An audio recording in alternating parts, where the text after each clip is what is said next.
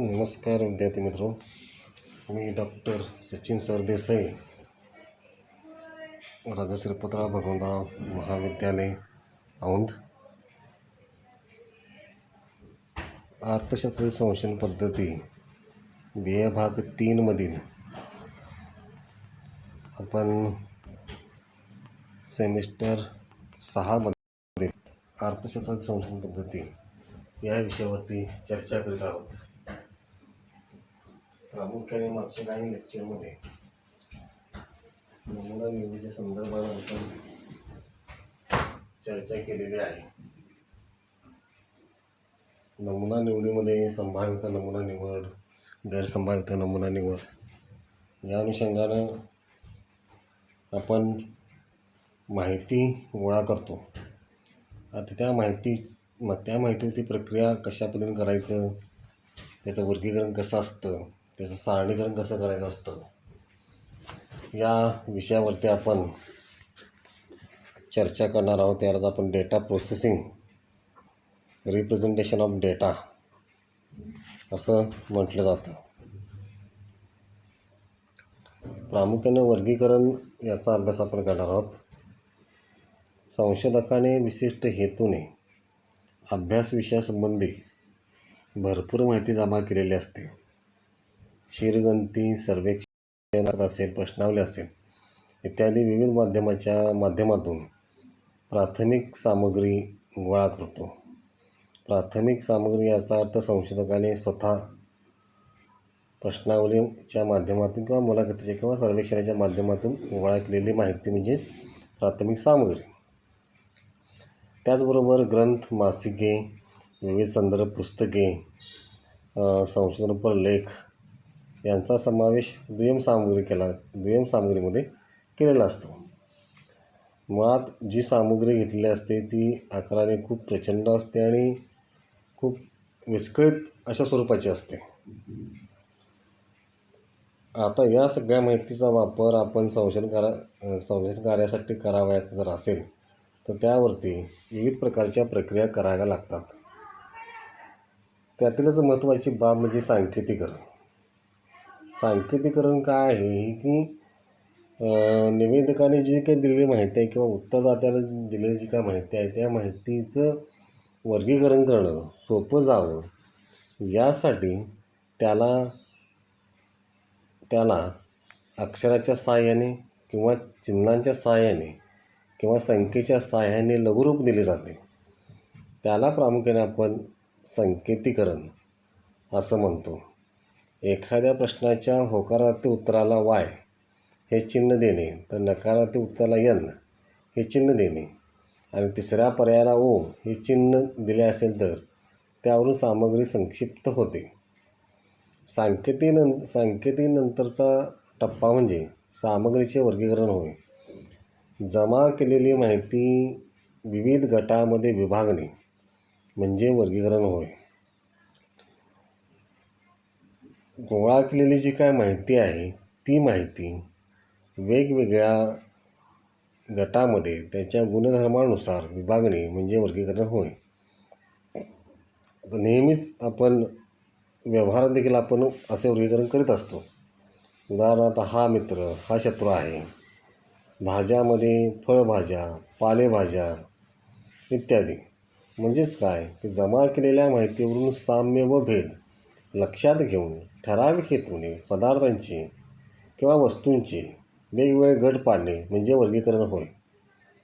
उदाहरणार्थ महाविद्यालयातील विद्यार्थ्यांची संख्या आणि विद्यार्थिनींची संख्या, त्यामध्ये पुन्हा ग्रामीण विद्यार्थी, शहरी विद्यार्थी, गरीब विद्यार्थी, श्रीमंत विद्यार्थी असं देखील आपल्याला वर्गीकरण करता येतं. स्थिर खर्च, बदलता खर्च, विमायोग्य धोके, अविमायोग्य धोके.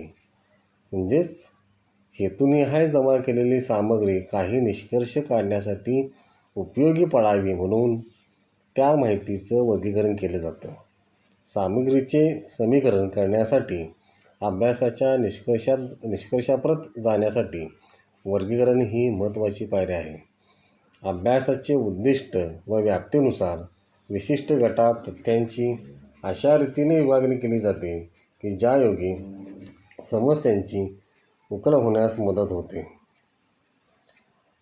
वर्गीकरणाच्या काही व्याख्या देखील आपण पाहणार आहोत. सर्वसाधारणपणे वस्तूच्या विशिष्ट गुणधर्माच्या समानतेनुसार त्यांची विविध वर्गात अथवा गटात मांडणी करण्याच्या क्रियेला वर्गीकरण असे म्हटले जाते. तर वर्गीकरण हा एक सोपा विषय आहे की आपण नेहमी व्यवहारामध्ये वर्गीकरण करतो आणि जसं की वेगवेगळ्या रंगाच्या वस्तू एका साईडला करणे किंवा अ गट, ब गट, क गट या पद्धतीनं वर्गीकरण असेल. अगदी स्थानिक पातळीवरती देखील आपण या सगळ्या गोष्टी वर्गीकरणामधूनच शिकतो. यावरून वर्गीकरण ही तथ्यावर प्रक्रिया करण्याची संशोधनातील एक महत्त्वाची पायरी असून विशिष्ट हेतूने वर्गीकरण केले जाते. वर्गीकरण करताना साम्य अथवा भेद विचारात घेतले जातात. त्यामुळे सामग्रीचे वर्गीकरण करणे सुलभ जाते. वर्गीकरणाची काही वैशिष्ट्ये आपण पाहूया की वर्गीकरण कोणत्याही माहितीचे होऊ शकते. माहिती म्हणजेच सामग्री, सामग्री म्हणजेच तथ्ये. सर्वसाधारणपणे संशोधनामध्ये तथ्ये, सामग्री, माहिती यांना त्याचा अर्थ जो आहे तो अर्थ एकच आहे. वर्गीकरण हे केवळ वस्तूंची किंवा माहितीचे होते असे नसून ते मानसिक अवस्थांचे देखील करता येते. उदाहरणार्थ रागीट लोक, शांत लोक, लोभी लोक, कंजूस लोक, दुःखी लोक, आनंदी लोक असे गट पाडता येतात. तसे वस्तूच्या गुणधर्माचे देखील वर्गीकरण करता येतं. जसं की आंबट, कडू, गोड, तुरट, तिखट इत्यादी. म्हणजे कलेनुसार देखील आपल्याला वर्गीकरण करायचं असते. काही लोक चित्रकलामध्ये पारंगत असतात, काही हस्तकलेमध्ये असतात, काही नृत्यकलामध्ये असतात, काही गायनकलेमध्ये असतात. म्हणजे गुणधर्माच्या आधारावर कोणत्याही माहितीचं आपल्याला वर्गीकरण करणं शक्य होते. दुसरा मुद्दा आहे की वर्गीकरण करताना समानतेचे आणि भेदाचे मुद्दे विचारात घ्यावे लागतात. प्रामुख्याने जगातील कोणत्याही वस्तू काही साम्य आणि काही भेद हा असतोच. उदाहरणार्थ काळा रंग, पांढरा रंग, द्विपाद, चतुष्पाद, उंच, बुटका, गरीब, श्रीमंत इत्यादी. वर्गीकरण करताना मात्र कोणते साम्य लक्षात घ्यायचे आणि कोणते भेद लक्षात घ्यायचे हे वर्गाच्या उद्देशावर व जमा केलेल्या माहितीच्या स्वरूपावरती अवलंबून असते. याचा अर्थ असा होतो की समजा की एखाद्या व्यक्तींच्या गटाचा तुम्ही आर्थिक वर्तनाचा अभ्यास जर करत असाल तर तो उंचीनं किती उंच आहे ही माहिती आवश्यक नसते. त्यानुसार जर आर्थिक अभ्यास जर आपल्याला करायचा असेल तर फक्त आर्थिक बाबी लक्षात घेऊनच आपल्याला करता येतो. म्हणूनच वर्गीकरण करताना साम्य आणि भेदाचे मुद्दे मात्र विचारात घ्यावे लागतात. ते उद्देशावरती अवलंबून असतात. म्हणजे वर्गीकरण हे उद्देशावरती अवलंबून असतं. नंबर 3 आहे की वर्गीकरणात काही उद्देश असतो. प्रत्येक वर्गीकरण करत असताना काहीतरी उद्देश डोळ्यासमोर ठेवूनच आपण वर्गीकरण करत असतो. उदाहरणार्थ शेतकऱ्याकडे असणारे धारणक्षेत्र विचारात घेऊन अल्पभूधारक शेतकरी, सीमांत शेतकरी, मोठे शेतकरी असे वर्गीकरण करता येते. म्हणजे शेतकऱ्यांचा अभ्यास करत असताना शेतकऱ्यांच्याकडे किती शेती आहे याची उभारणी जर करायचं असेल तर त्याच्यामध्ये मग अल्पभूधारक, सीमांत शेतकरी आणि मोठे शेतकरी असे वर्गीकरण करता येते. तसेच काही रंग विचारात घेऊन देखील त्याचे वर्गीकरण करता येते. काळा कावळा, कोकिळा, कोळसा, फळा, काळे मणी, पांढरा रंग विचारात घेऊन करता येते. म्हणजे पांढरा रंग विचारात घेतला तर दूध, बगळा, खडू असे वर्गीकरण होऊ शकते. वर्गीकरणाचे हेतू सांगताना मात्र उपलब्ध तथ्याची शास्त्रशुद्ध मांडणी करणे, तथ्यांची समान व असमान माहिती करून घेणे, दोन चलामधील आंतरसंबंध समजून घेणे आणि दोन चलामधील विसंगती वाढणे, सामग्री तयार करण्यासाठी व निष्कर्ष करण्यासाठी माहिती उपलब्ध करणे इत्यादी. म्हणजे प्रामुख्यानं प्रत्येक वर्गीकरणामध्ये काहीतरी उद्देश असतो. निष्कर्ष प्राप्त झाले.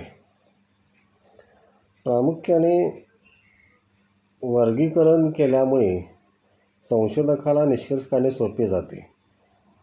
म्हणजे काय की जी काय माहिती उपलब्ध झालेली आहे किंवा गोळा केलेली आहे त्या माहितीचं वर्गीकरण केल्यामुळे नेमकी वाढ झाली की घट झाली. समजा उत्पन्नाबद्दल काही संशोधन असेल तर त्याच्यामध्ये वाढ झाली की घट झाली हे आपल्याला सांगता येईल. समजा एखाद्या ग्रामीण विकासाचा अभ्यास करत असाल तर विकास झालेला आहे किंवा नाही हे सांगता येईल.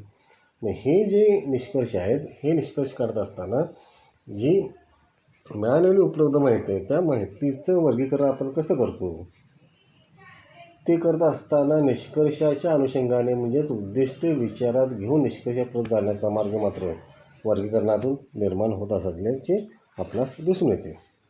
वर्गीकरणाचे आधार.